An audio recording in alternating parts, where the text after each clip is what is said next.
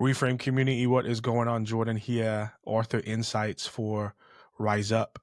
Now, for those of you that have been using our curriculum for a while, you would know that with every series, we create something called audio insights. And the whole goal with that was just to give you more context in terms of what was written, why it was written, and how you can best use it in your context. This year, we had the pleasure of having authors who contributed to our curriculum. And so we wanted to get their insight, which makes sense on the content and resources itself. And so I got none other than my boy RJ. RJ, what's good, bro? What's good, man? How you doing? I'm good, bro. It's good to see you. And so Too, bro. you kind of put together this Rise Up series for us, and it's an interesting situation because shout out to AZ Reach, Juan Chavez, and the work that they're doing in Phoenix that I had the pleasure of being a part of for a really long time, kind of created this resource. And then we were like, hey, let's take this and turn it into a curriculum series um, for youth that can be used in other contexts. And then you had the honor of kind of putting that together. So yeah, tell us a little bit about like that. Yeah. So, yeah, man, I can't even take full credit on the whole curriculum. This was kind of already built off of Juan Chavez's work and his work in the inner city. Just a little backstory on that. Um, Juan was a teacher at Cesar Chavez High School, came across a student who just really had this breakdown saying, I don't even know, how to be a man. And this came through an altercation that happened in this classroom. And that really birthed AZ Reach and this curriculum. And so Juan was, on the ground, having students in his home, going through this curriculum, and then ultimately was able to get it into other schools. And that's when me and Juan crossed paths. And for about a stretch of 2 years, we were doing this. And this was always with the intent of being able to have like a spiritual, faith-based element to it, but being in the more public school spaces, we had to kind of take that part out. So the beautiful thing about partnering up with Reframe is that we get to reintroduce uh, all of those parts in. Um, but yeah, so that's essentially kind of some of like the backstory of just kind of this curriculum. Yeah, bro, that's good. I mean, yeah, Juan is the homie. Shout out to him doing incredible things here in Phoenix, or there in Phoenix, should I say? Because I'm not there anymore. Sad day. But I know you've been in the youth ministry game for a long time too, and then you're transitioning into other things, mental health, different things of that nature, which is super dope, and I'm super encouraged by. And I'm glad to hear that this was something that AZ Reach always wanted to do, and we got the opportunity to kind of partner up together on this project to kind of put this resource out to other youth workers around the country and beyond that are using it. And so let's just dive in, man. I know that we kind of hit 4 topics in this series. We hit self-awareness and acceptance. We hit authority, responsibility, and trust. So let's just dive into week 1, man. When you're thinking about self-awareness and acceptance, like what were you kind of thinking as you were creating this content, and what were you hoping that was communicated to people as they use it? Yeah, so I think one of the things that'll be really helpful is as you engage with this curriculum, having the mindset of the biblical story or biblical Mm. narrative in your mind. When we did this in the public school setting, although we couldn't overtly communicate this, this is kind of the framework that we had, where we Mhm. went through essentially creation, fall, redemption, and restoration. And so when we go through these particular topics, um, which one are we covering right now? Self-awareness. So when we go into self-awareness, we're talking about essentially what is the beauty of self-awareness? Why do we feel like self-awareness it exists? What is the good? What is the pros of it? And then you dive into, well, what does it look like to not have self-awareness? And we know how sin doesn't only just impact the individual, but it impacts us around us. So we talk about, well, when we don't have self-awareness, how does that impact people around us? When the people, like caregivers or, you know, don't have self-awareness, how does that impact us? And then we get to see, well, what does self-awareness look like in Jesus's life? and being able to see that attribute, that characteristic be essentially um, modeled in a healthy way, and then we look into what does it look like to live into that in the way Jesus does, and that's kind of that restoration piece. Um, yeah, so that's kind of the helpful part, or a helpful way to be able to look at this curriculum, all four of the topics, but really like so when we're talking about self-awareness, man, one of the things that we really want these students to be able to do is um, one, just practice it. But that's one of the things that with with teenagers and students, that's a developing attribute. And so 100%. we want to be able to walk alongside with them, help them to be able to realize the impact of, you know, when you are self-aware of yourself, how much beneficial that is not only just for you but for people around, how you can be able to reassess and reevaluate, but just being in tune with your body and knowing what's going on, like those things are really helpful. So that's kind of like the goal with this particular lesson is to bring the teenager to be more aware and yeah, to be more self-aware. Yeah, it's good, bro. I think as I'm just skimming over the lesson, I think about Galatians, which I think is the perfect passage in the sense that, it lays out like what the flesh produces and what the spirit produces. And so, in a very real sense, in order for us to have self awareness, right, we need God's help in that. We need Him to make us aware of our actual condition and how we need to be transformed.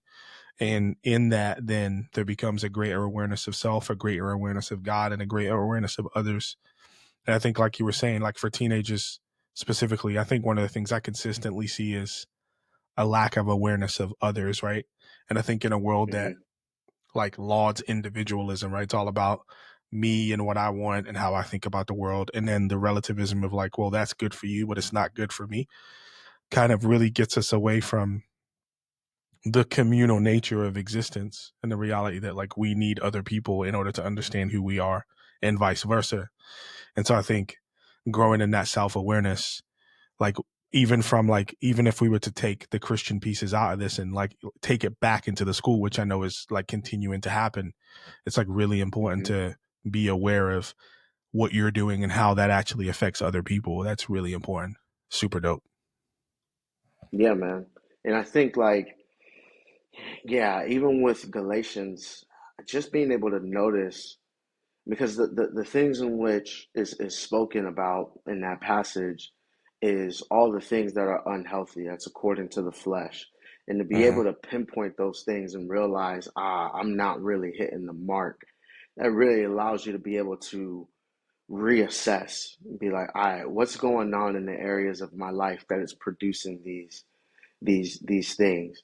Uh, it allows me to realign myself and really take kind of personal inventory of am I spending time with Jesus, or am I diving into things that are unhealthy? It's producing these things because I have this visual, I have this explanation of what it actually looks like when I'm walking with the Spirit.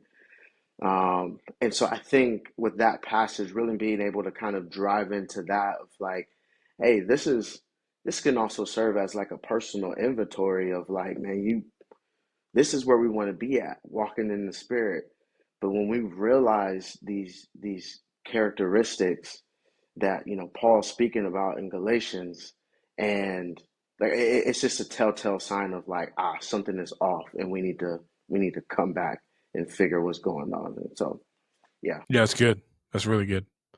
So week two, we kind of dive into this idea of authority, which obviously the idea of authority in today's age is can be somewhat of a controversial one, right?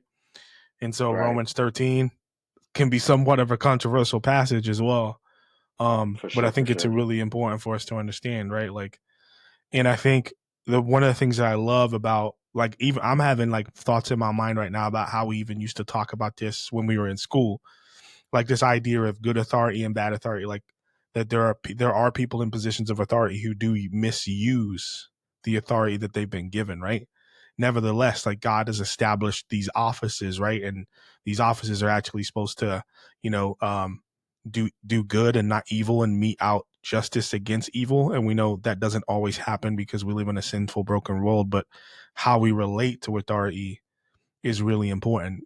And all of us, in some capacity, shape, or form in our lives, are going to hold positions of authority, whether that be family members, whether that be with friends who look up to us for whatever particular reason, whether that be in our work. And so how we conduct ourselves is really important because we need to understand ultimately that authority comes from God and we need to do godly, wholesome, holy things with whatever position God has given us. But yeah, what are your thoughts, bro? Yeah, I mean, this was honestly, so I used to co-lead this with my boy Biscuit. You remember Biscuit? Yeah, yeah, yeah. I don't Shout know out if to you, Biscuit. yeah, yeah, Yeah.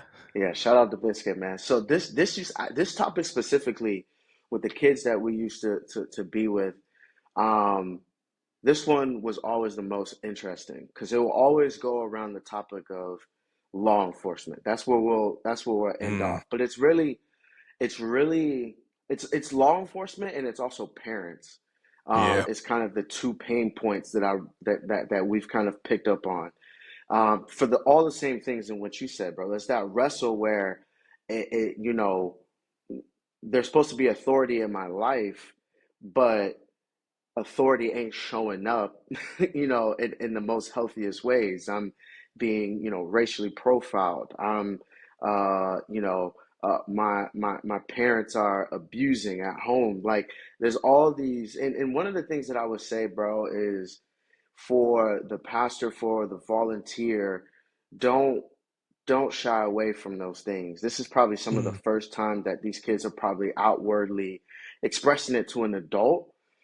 that's good. Some of those inner hurts and inner wounds that has been developed from people that's supposed to be caretakers, that are abusing or manipulating. um, and so this topic was one of the ones that was very interesting. It brought up a lot, man. But one of the things too is just remaining in that mind frame of the biblical narrative. And there's good intent in what God, when He established authority, there was good intent. But because evil and sin exist, that good thing that God has created for protection, for growth purposes. Because like when we come out the womb, bro, we don't know it all. We need Mm-hmm. authority. We need, in order to help and guide us, to be, Mm-hmm. what God has called us to be. Um, and so, yeah, when we're following that trend of the biblical narrative, like, let's explore, like, man, the ways in which authority has wronged us. But here's the thing, we see authority being retaken, and I don't even know if that's the proper language, but we see authority being lived out in the life of Jesus in a Mm, way that is not manipulative, that is not abusive. In actuality, it's to protect his authority. He uses it in order to protect. We see the story with the woman caught in adultery. Jesus uses his power and authority in order to protect her, that's good, bro. even when she was dead wrong, you know. So I think being able to paint that picture, but then also there's going to be a day, if it's not already, where those students have a role of authority in their Mm-hmm. life and they can replay the same narrative that they've lived through in their teenage years, or they can rise up to the calls and to the call of being an authority figure. These people are going to be bosses, parents. They are already, siblings, older siblings. They are going to be, supervisors. They're going to be in these places of authority. Are they going to be the individual that uses authority to, um, benefit themselves, or they're going to use authority for the sake of others, and being able to guide and protect others? And so that's some of the framework that we went into when we went into the classroom, is to just kind of ride that roller coaster, and even the resistance too. I would say, like, there'll be resistance to only look at the negative side. I think it's really good to think and have them redirect. I think one of the questions on there is like, if no authority ever existed, what kind of world would we live in? And I Hmm. think that's like that's kind of like a hit home type question because it's like, well, it would be crazy. Like it would be Yep, crazy out facts. here. So I mean, authority ain't all bad. It's not bad at all actually. It's a beautiful thing. It's just been corrupted. But I know I'm kind of rambling, but those are No, just that's some of my good, bro. thoughts. That's really helpful. I think it reminds me of, I was funny because I'm talking about this earlier today. Al Walters, his Mm-hmm. book Creation Regained, right? The idea of structure and direction. So God creates everything good fundamentally by its structure, but it has an intended Mm-hmm. use, right? And in its intended use, like it's not just that God creates, but God creates with a purpose. So we're supposed to use things a particular way. And sin is when we take the good thing that God has created to be used a particular way and we use it in a way that it's not supposed to be used, abuse, abnormal use, right? So I think it's like exactly to your point. Authority is good, but there are Mm-hmm. people that are abusing it. And then we have to decide, okay, yes, I've experienced misuse of authority. People need to be held accountable for that. Justice needs to be meted out, and it will be, right?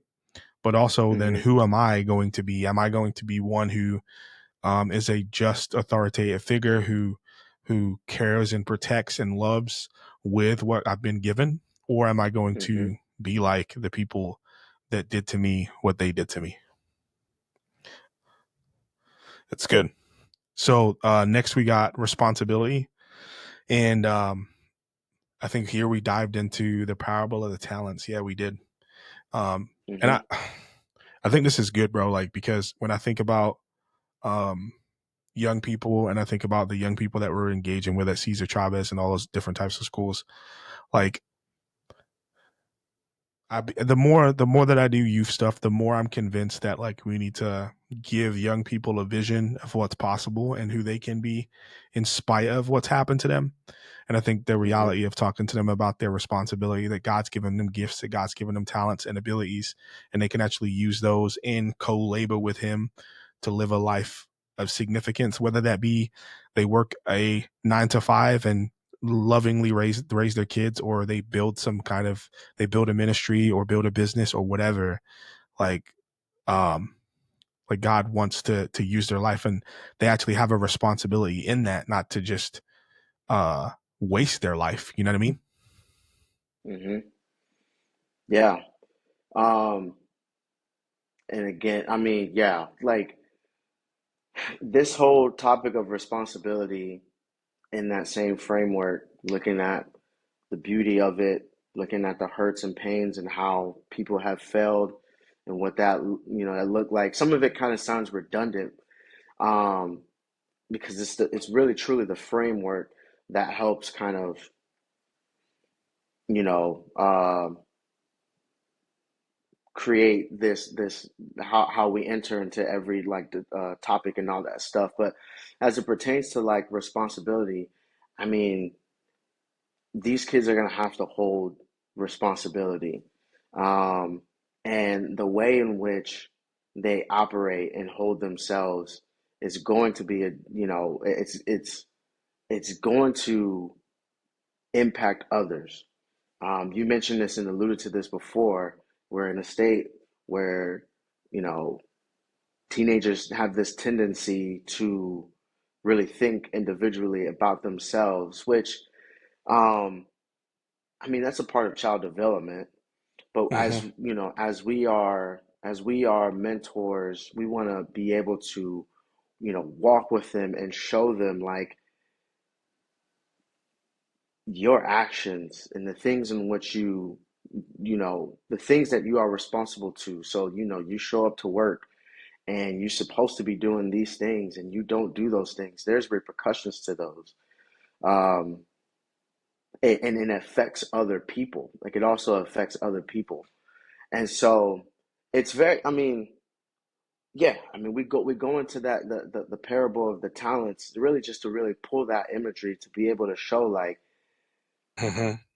God has given us all these specific things, and the purpose in which He's given those specific things is not only just for us to just hoard it and keep it to ourselves and just think about ourselves, but it is to go out, multiply it, um, because it essentially it creates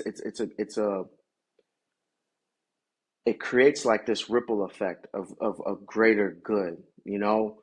Um, that's how I'm conceptualizing it in my mind right now. It's a sense of, man, you have something that God is giving you, and it's a gift, and that He wants you to use it and uh to bless others, and that's a responsibility. Hmm. That's a gift. That's something that the Lord is giving you. Yep.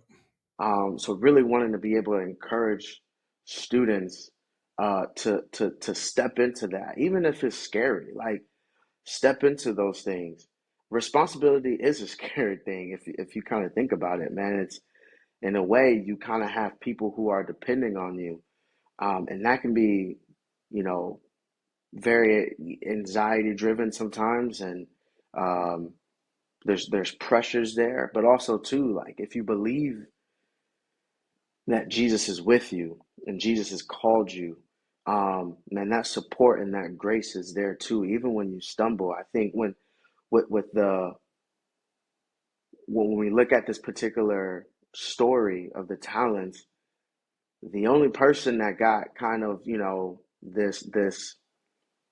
this negative response was the one who really thought inward and was paralyzed and didn't do anything, and was Hmm. in direct fear that they didn't do anything.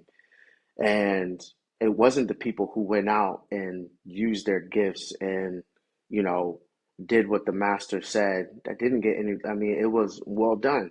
Even if it only reaped back something small, it was still well done. Um, and so, yeah, those are some of my thoughts. No, that's good, bro.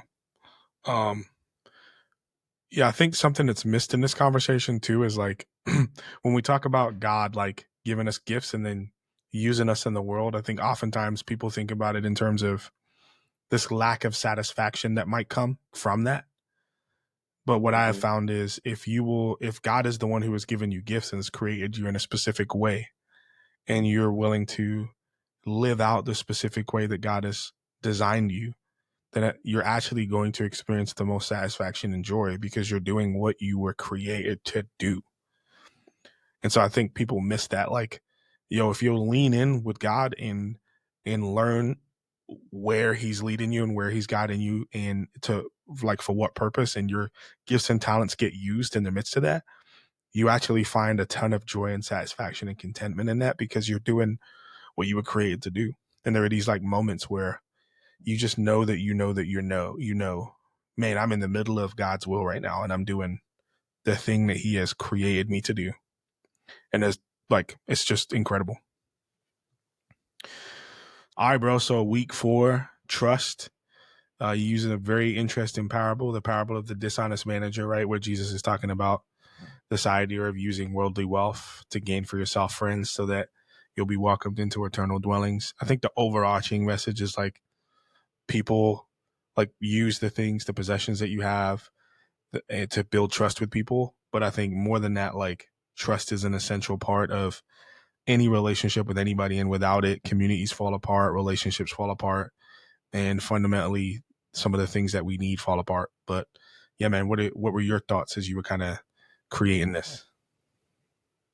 Yeah, man. And so, yeah, this will be a passage that you'll really have fun with, um, when you're teaching through it. It does kind of have it does kind of, it seems kind of upfront, um, like kind of off-putting maybe a little bit, but I Yeah, think yeah, kind of yeah. what you're alluding to, yeah, like what you're alluding to a little bit, man, is just, I think what Jesus was able to kind of see within this individual, is the ability to be able to, you know, because he was in a bad situation, and he was able to kind of take the things in which he had and build trust with people, and then that inherently was able to kind of help him out. And I think it was that what that Jesus was able to see. He was only able to point out that skill and that characteristic of being able to Hmm. build.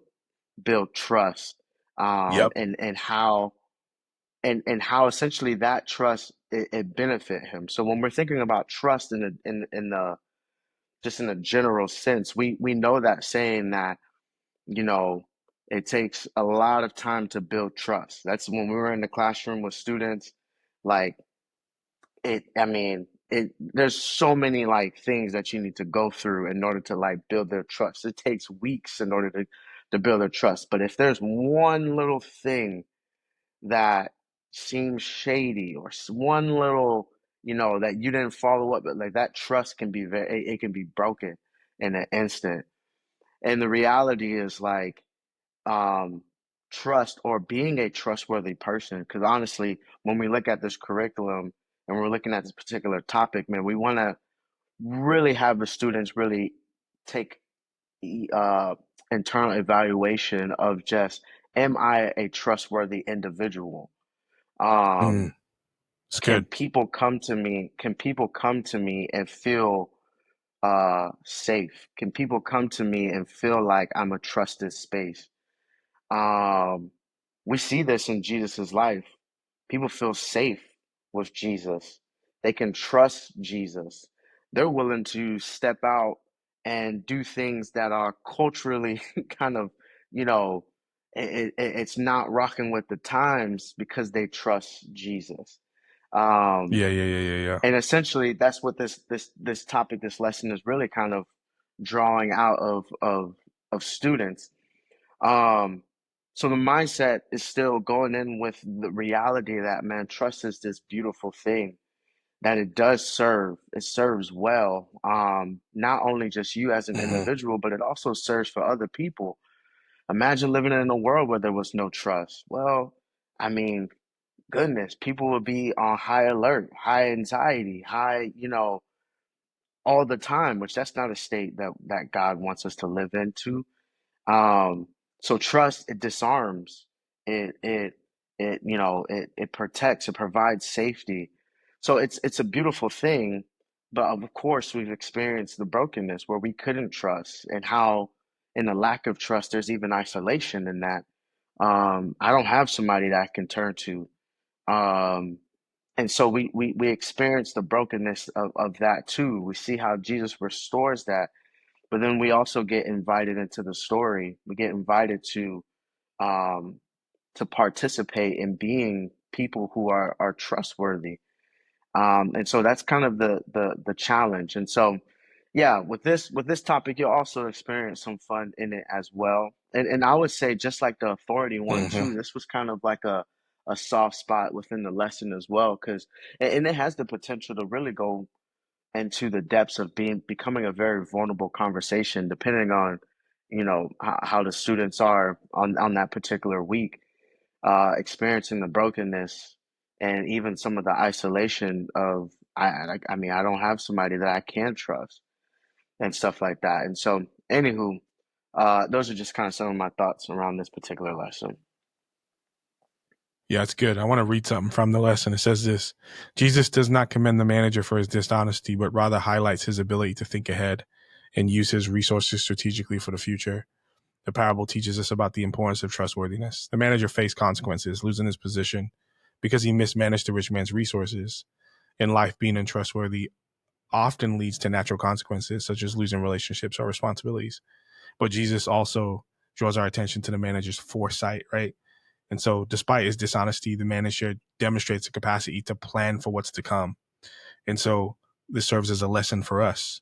We should adopt a mindset of stewardship, using the resources and opportunities that we have to make an eternal impact. So, like you're saying, like, what are the opportunities we have to love and care, build trust with people, so that we have opportunity to share the good news with them, right? So that we have the Yeah, opportunity to be there for those people in their really hard, difficult moments. Because obviously, if we've demonstrated a lack of trust, they won't come to us with those things. And I think that's important for students too, right? Like, students say crazy off the wall stuff. And if you respond to that in a certain type of way, they might never actually truly come share with you the things that they need to share and the things that they need to work through. And so once again, in our responses, we're building trust. We're stewarding those situations well. And it gives us the opportunity to speak into their lives. So yeah, bro, I just want to say thank you. Thank you for writing this. Thank you for being a part of the WLD Volume 1 this year. And I'd love you to just pray us out, man. Pray for the youth workers that are going to be using this content, and that God would move. Yeah. Father, man, we just thank you so much, just for your grace and your mercy, Lord. I pray for each and every pastor, youth leader that's going to be leading this content, and all the other ones as well, is that, um, Lord, that you'll show them how to contextually just even apply this to their students and what their students need. I pray that that would be just very evident, as they teach, Lord. Bring up certain students, bring up, certain scenarios, uh, even just examples, whatever it is, Lord. Just allow this resource to just be a thing, um, that meets these students where they are, and help these youth leaders and pastors to connect with their students in a deeper way, but ultimately connecting them to you, Father. And so, man, we thank you so much. I thank you for Jordan, just for this vision for Reframe. I thank you for all the pastors that's on the field, on the ground, doing the work. We thank you so much, Lord. Just pray for them for endurance, for, um, yeah, man, just strength, wisdom, as they navigate the lives and complexities of students. Um, and yeah, we're just really grateful, Lord, in Jesus' name. Amen. Amen. Appreciate you, bro. All right, everybody. Beginning of the conversation, not the end, like we always say. We'll talk to you soon. We love y'all. Peace.